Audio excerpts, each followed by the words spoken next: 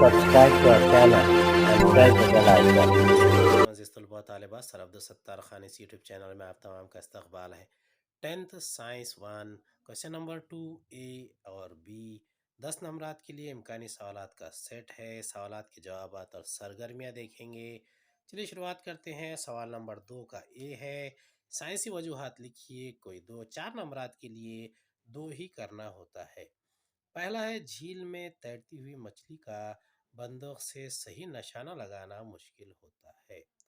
دوسرا ہے، سبزی مائل تاکل چڑھے ہوئے تانبے کے برتنوں کو لیموں یا املی کے پانی سے صاف کیا جاتا ہے۔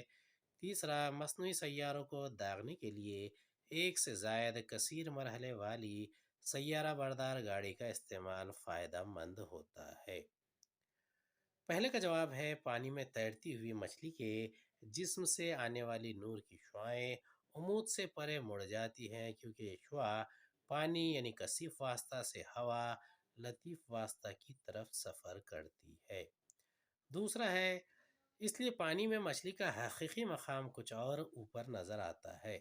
پس پانی میں مچھلی کا شکار کرتے وقت بندوق سے صحیح نشانہ لگانے کے لیے ظاہری مقام کے نیچے نشانہ لگانا ہوتا ہے۔ دوسرا ہے، دوسرے کا پہلا نقطہ ہے، تانبا ہوا کی آکسیجن سے تعامل کر کے سیاہ کاپر آکسائڈ بناتا ہے۔ یہ کاپر آکسائڈ ہوا کی کاربن ڈائی آکسائڈ کے ساتھ عمل کر کے سبز کاپر کاربونیٹ بناتا ہے، جس کی وجہ سے تانبے کی سطح سبزی مائل ہو جاتی ہے۔ دوسرا ہے، لیموں یا املی کے رس میں تیزاب ہوتا ہے۔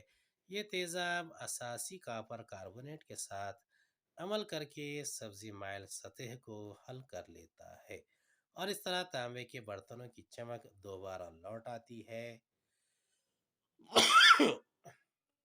تیسرے کا جواب ہے، پہلا نقطہ ہے، سیاہ بردار گاڑیاں بہت مہنگی ہوتی ہے۔ دوران پرواز گاڑی کو ایندھن کے اس وزن کے ساتھ لے کر اڑنا ہوتا ہے۔ دوسرا، اگر سیارہ بردار گاڑیاں ایک سے زائد مرحلوں پر مبنی بنائی جائے تو مرحلے وار گاڑی کا وزن کم کیا جا سکتا ہے۔ صرف ایندھن کی ٹنکی ضائع ہوتی ہے اور بقیہ حصہ دوبارہ زمین پر واپس آ جاتا ہے۔ اس طرح اسے بار بار استعمال کیا جا سکتا ہے۔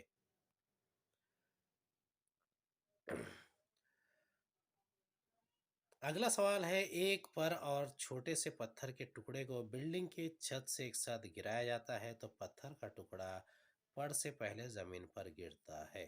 اس کا جواب ہے، پہلا نقطہ ہے، زمین کی کشش ثقل کی وجہ سے زمین پر گرنے والے جسم کی حرکت میں اسراف پیدا ہوتا ہے۔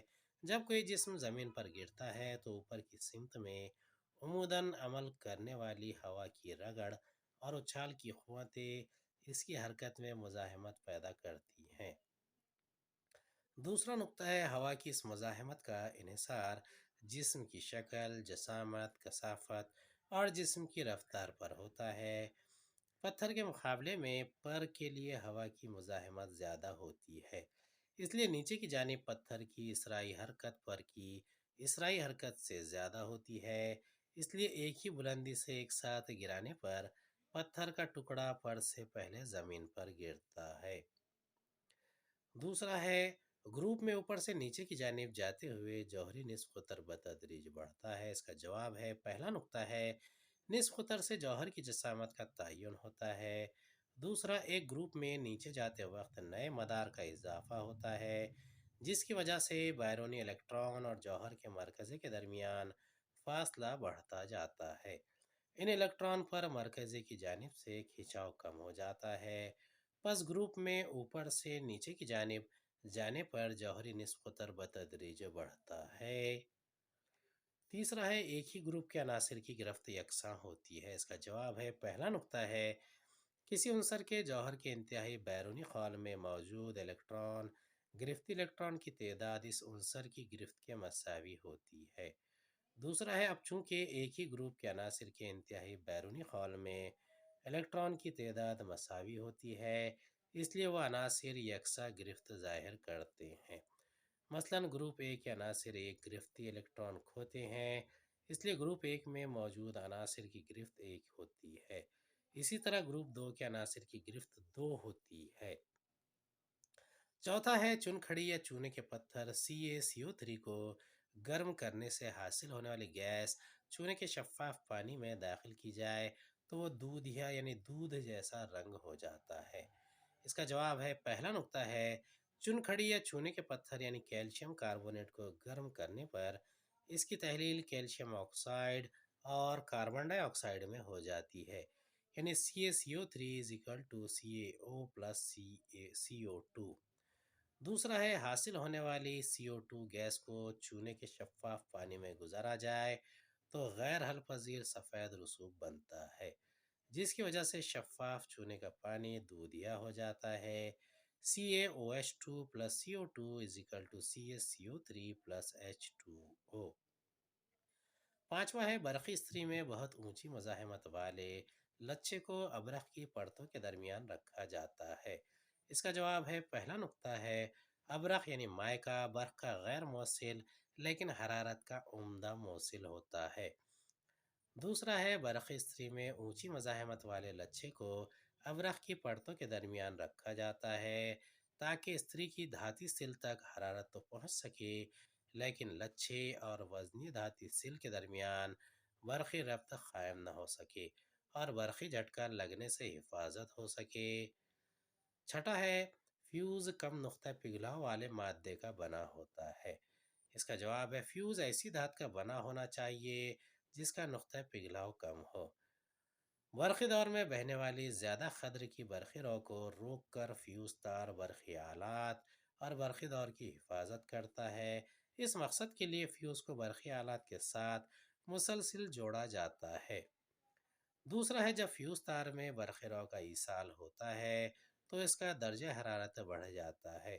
जब इस तार से मखसूस क़दर की बरक़ी रौ से ज़्यादा क़द्र की बरक़ी रौ गुज़रने लगे तो फ्यूज़ के तार को बरक़ी दौर खोलने के लिए आसानी से पिघल जाना चाहिए ताकि बरक़ी रौ बहना रुक जाए।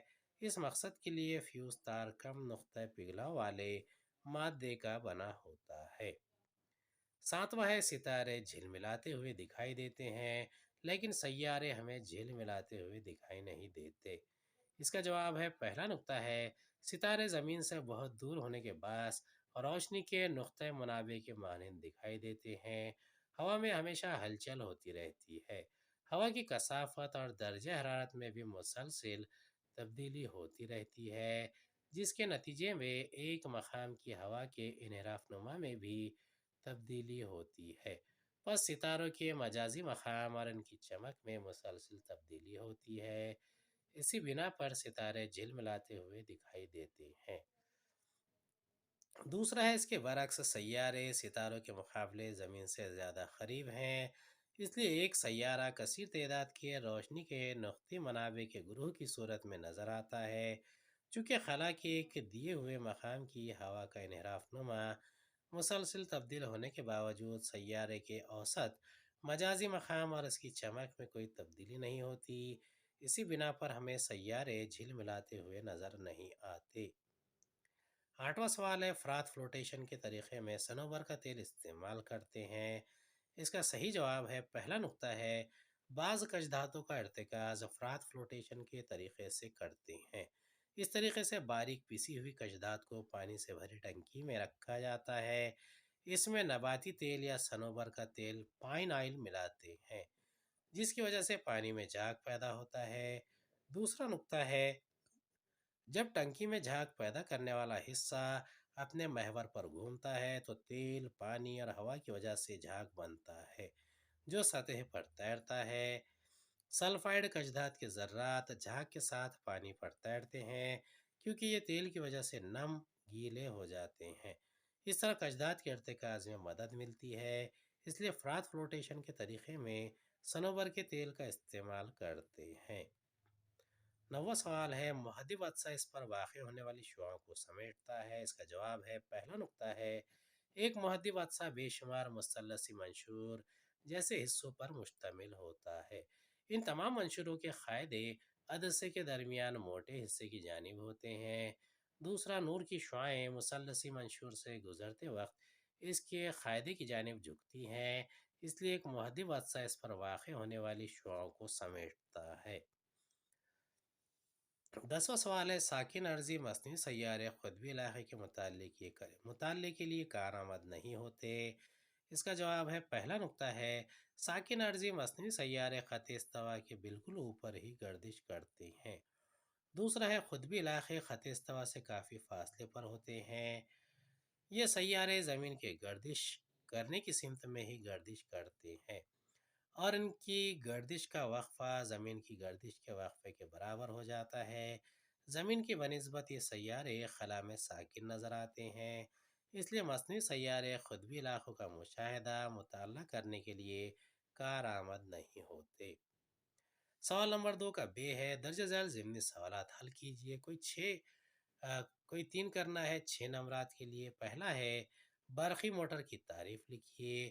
بی، برقی موٹر کا طریقہ کار اصول پر مبنی ہوتا ہے۔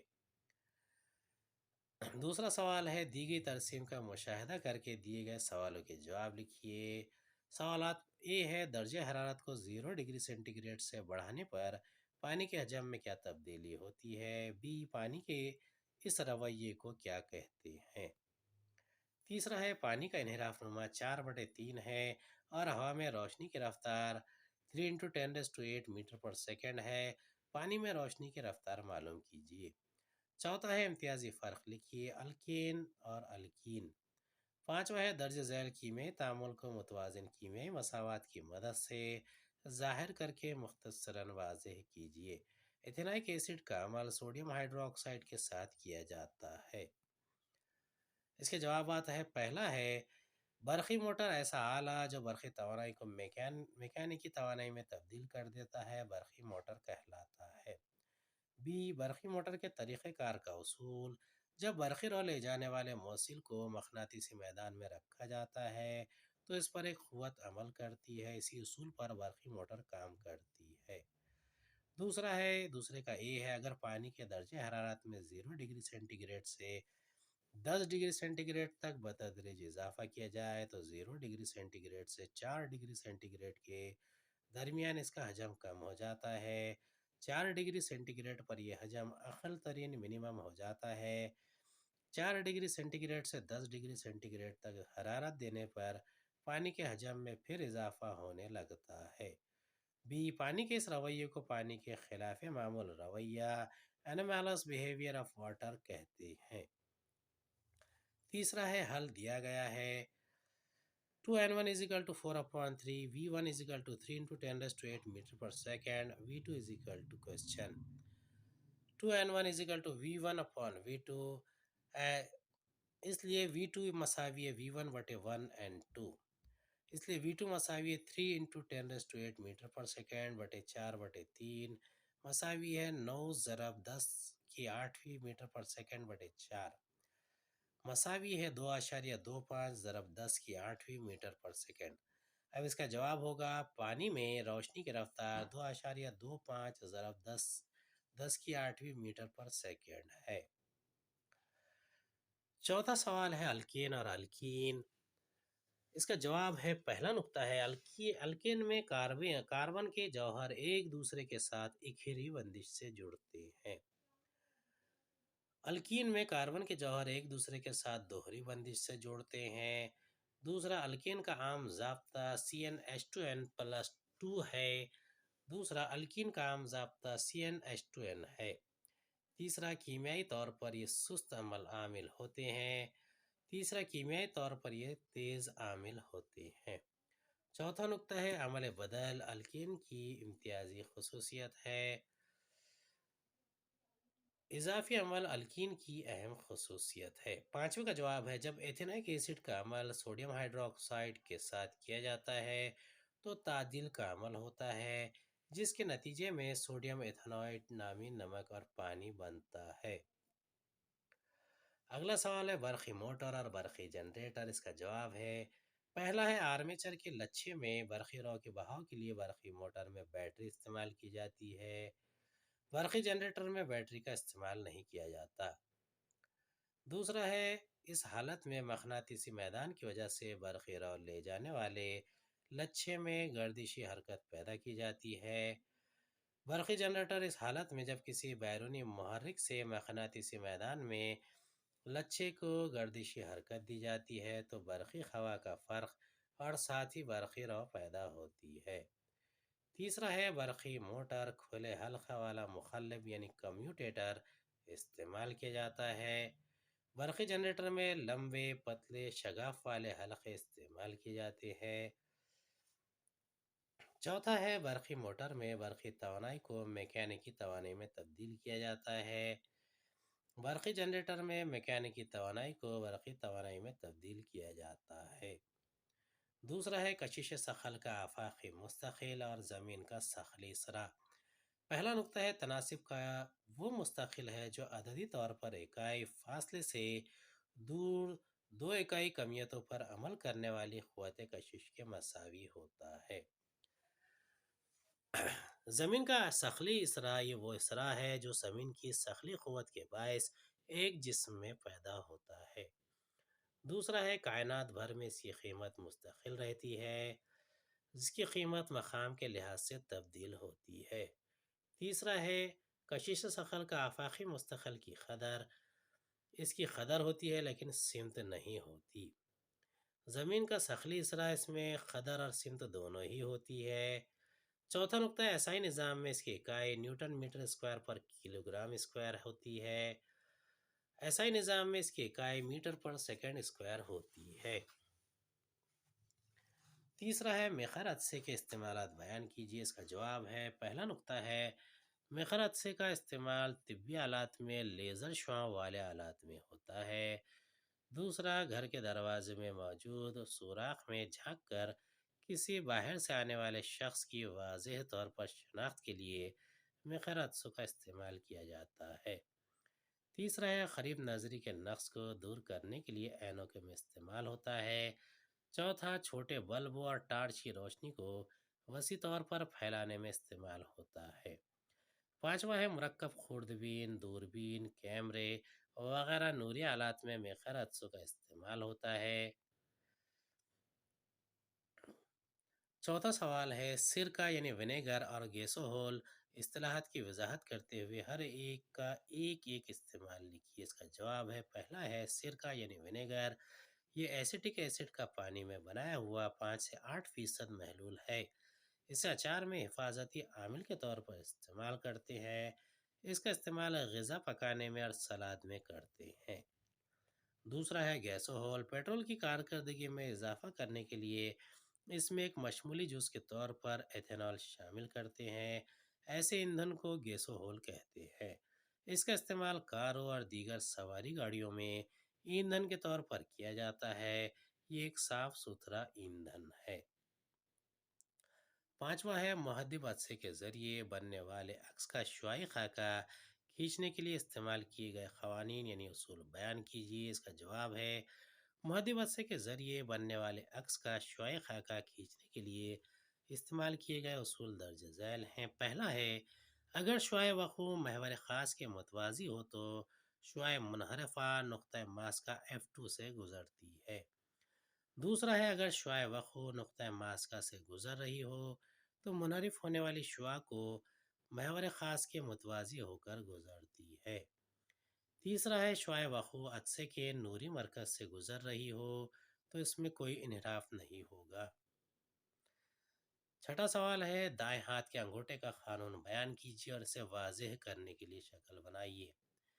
اس کا جواب ہے دائیں ہاتھ کے انگوٹھے کا قانون، فرض کر لیں کہ برقی رو لے جانے والے تار کو سیدھے ہاتھ سے اس طرح پکڑیں کہ پھیلا ہوا انگوٹھا برقی رو کی سمت ظاہر کرے تو تار کے گرد مڑی ہوئی انگلیاں موصل میں برقی رو سے بہنے والے مقناطیسی میدان کی سمت کو ظاہر کرتی ہے۔ ساتواں سوال ہے فلیمنگ کا بائیں ہاتھ کا قانون لکھیے، اسے ظاہر کرنے کے لیے صاف نامزد خاکہ بھی بنائیے۔ یہ 3 نمبرات کے لیے ہے۔ اس کا جواب ہے اس قانون کے مطابق اپنے بائیں ہاتھ کے انگوٹھے برابر والی انگلی اور درمیانی انگلی کو اس طرح پھیلائیں کہ یہ تینوں باہمی طور پر ایک دوسرے پر عمود ہو جائے۔ اگر انگوٹھے کے برابر والی انگلی مقناطیسی میدان کی سمت ظاہر کرتی ہو اور ہاتھ کی درمیانی انگلی برقی رو کے بہاؤ کی سمت ظاہر کرے تو انگوٹھا برقی رو لے جانے والے موصل تار پر لگائی گئی قوت کی سمت کو ظاہر کرے گا۔ 8واں سوال ہے، نیچے دی گئی شکل کا مشاہدہ کیجیے اور ذیل کے سوالوں کے جواب لکھیے۔ اے دی گئی شکل کس عمل کو ظاہر کرتی ہے؟ بی اس پر مبنی دو قوانین لکھیے۔ اس کا جواب ہے اے ہے، یہ شکل انحراف نور کے مظہر کو ظاہر کرتی ہے۔ بی کے جواب ہے انحراف نور کے قوانین۔ پہلا ہے شعاع وقوع اور شعاع منحرفہ نقطہ وقوع سے گزرنے والے عمود کی مخالف سمتوں میں ہوتے ہیں، اور یہ تینوں یعنی شعاع وقوع، شعاع منحرفہ اور عمود ایک ہی مستوی میں واقع ہوتے ہیں۔ دوسرا ہے دیے ہوئے واسطوں کی ایک جوڑی کے لیے زاویہ وقوع کے سائن اور زاویہ منحرفہ کے سائن کی نسبت مستقل ہوتی ہے۔ اسنیل کا قانون اس مستقل کو پہلے واسطے کے ساتھ تعلق سے دوسرے واسطے کا انحراف نما کہتے ہیں۔ اگلا سوال ہے، ایک برقی بلب کو 250 وولٹ سے جوڑا گیا ہے، اس سے 27 ایمپیئر برقی راہ گزرے تو بلب کی طاقت معلوم کیجیے۔ اس کا حل دیا ہوا ہے، V = 250 وولٹ،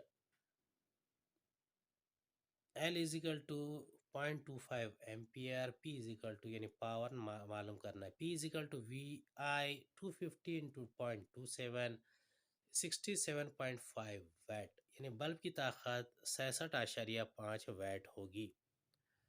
دوسرا ہے پانی کا انحراف نما 4/3 ہے اور ہوا میں روشنی کی رفتار 3×10⁸ میٹر پر سیکنڈ ہے۔ پانی میں روشنی کی رفتار معلوم کیجیے۔ اب حل دیا گیا ہے، 2n1 = 4/3، v1 = 3 × 10⁸ metre per second, v2 question 2n1 = v1/v2، v2 = v1/1n2، اس لیے v2 = 3 × 10⁸ metre per second upon 4/3، that is equal to 9 × 10⁸ metre per second upon 4، that is equal to 2.25 × 10⁸ metre per second. اس کا جواب پانی میں روشنی کی رفتار 2.25 × 10⁸ میٹر پر سیکنڈ ہوگا۔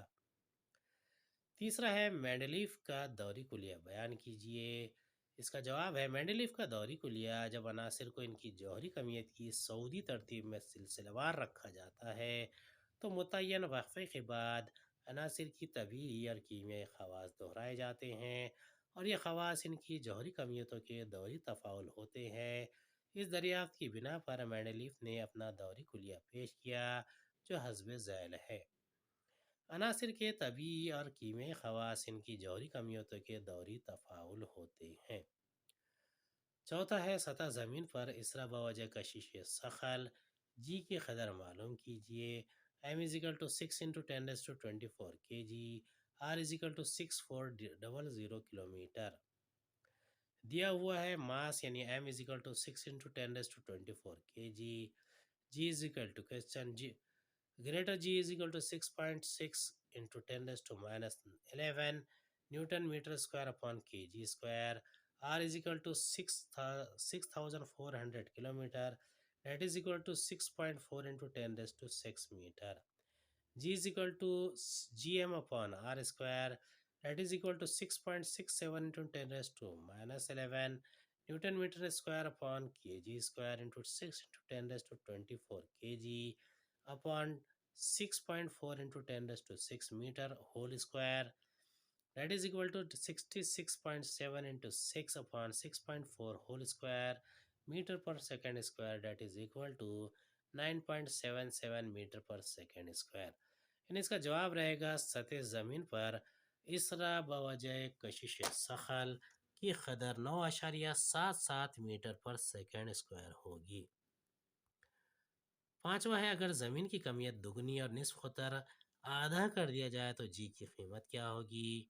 اس کا جواب ہے حل دیا ہوا ہے G = gm upon R square, G1 = gm1 R1 square اور G2 = gm2 R2 square, G1 G2 = m2 m1 into R1 R2 کا whole square, that is equal to 2 × 2 square = 8۔ چونکہ M2 مساوی M1 اور R2 مساوی R1/2، اس لیے G2 8G1۔ اس کا جواب رہے گا پس سطح زمین پر جی کی قیمت اپنی موجودہ قیمت کی بنسبت 8 گنا ہو جائے گی۔ امید ہے آپ کو ہمارا ویڈیو پسند آیا ہوگا۔ اگلے ویڈیو میں دوبارہ ملاقات ہوگی۔ خدا حافظ۔